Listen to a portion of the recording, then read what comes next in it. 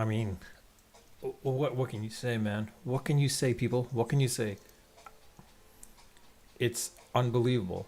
Not unbelievable, but I didn't see Ferrari overtaking Red Bull in the Constructors' Cup. Let's be honest. I don't think anyone did.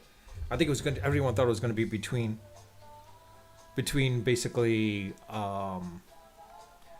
McLaren and Red Bull, of course. I think that, and the fact that McLaren's now on top, they have a shot. It's for them to lose now. Put it this way: it's for them to lose the Constructors' Cup at this point. With 4 races to go, Piastri has proven otherwise. Like, look, honestly, when he was at 17th and he was able to get to 7th, that was pretty impressive. So let's not take that away from him, basically, as well too. But Lando, I think he got a little lucky because if not for the um, if not for the basically the crash with well, not crash, but like the swerve from the clerk, I don't think Lando gets into second place because I think Leclerc could have held him off for a couple more, at least a few more. Quite honestly, I think he could have held him off at that point. But quite honestly, but of course, I hope you can hear that song in the background. But Mr. Smooth Operator himself won it. It shows just shows like how good he is, and like the question is did Ferrari choose the right person to let go at that point? I mean, Sainz is a great teammate. Let's be honest, but he's also a good driver too. He's pretty good. Leclerc, he's temperamental, and you're seeing it now exactly with Verstappen. I mean, Max. Look what happened with Max. He's like being temperamental, like to the point like he was pretty much. If he gets frustrated, you see what happens. I thought this is a man that has matured, but if he has issues, I mean, it doesn't look like he knows how to handle those issues. He doesn't have the wisdom, like of course, like a Lewis, of course, Lewis Hamilton, or that the Alonso, or even for that matter, even I hate to say this, but like Ricardo. I mean, Daniel at least had the wisdom to know, like, if it's not working, like, you don't have to like force people out trying to cause a crash or something like that.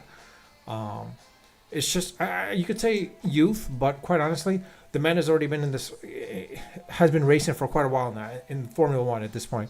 A good 10 years, practically 10 years. I mean, no, this is a guy that should have had the wisdom at this point and understands what's going on. Like, you should be more mature and wiser as a driver itself. I mean, quite honestly, Sebastian Vettel, basically, if he was there, I mean, I think if he was his teammate, I think he would like set him straight at that point too. Quite honestly, the other aspect is like Checo. I mean, I hate to say this, but like he's done. Alexa, stop. I think he's done. Alexa, I mean, Checo's done. I mean, the fact that he can't get him on there, that's why the Constructors' Cup is pretty much, Red Bull is like in second, maybe third right now. I mean, they might finish in third, which is kind of sucky. If you have a champion, but you're a Constructors' Cup, you're in third. That shows that something's up with your teammate at that point. And I will say this.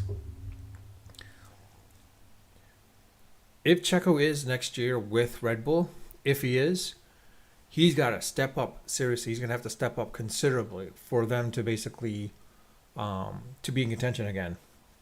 In regards to Ferrari, I mean, I don't know what Lewis does, but hopefully, I mean, Ferrari's engines and basically the car itself has improved dramatically to the point where they're back in contention now. And like the fact that I think they just need the right driver. Maybe Lewis might be that driver. I don't know, because like let's be honest. After Schumacher, we really didn't see any of the great drivers. Like when Alonso came to Ferrari, when Seb came to Ferrari, they really didn't do much. With Ferrari. Maybe Hamilton might change it. Who knows? I'm hoping it does. But quite honestly, it's basically, like I said, it's for McLaren to lose the constructors. Verstappen, like I said, I think he has 50-point lead, or 60-point lead. Honestly, I think this is a case where Verstappen is a case where it's for him to lose at this point.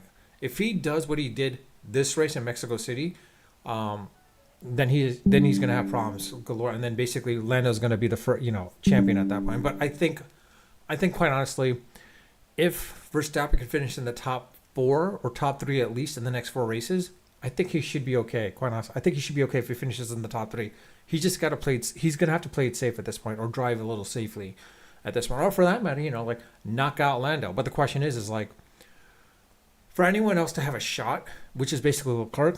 Leclerc's got to win all next 4 races, and both Lando and Verstappen have to be DNP or DNF for the next 4 races. That's the only way Leclerc can win it.